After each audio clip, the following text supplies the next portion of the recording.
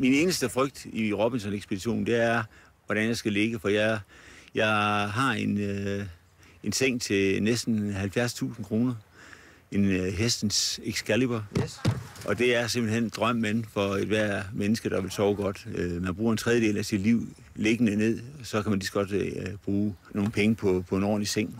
Og det er fantastisk. Jeg glæder mig rigtig meget til at komme hjem til min seng igen. Det er dejligt.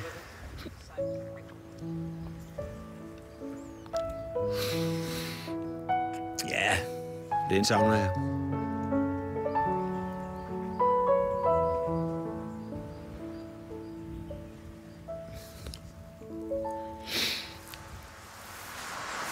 Hallo, hallo.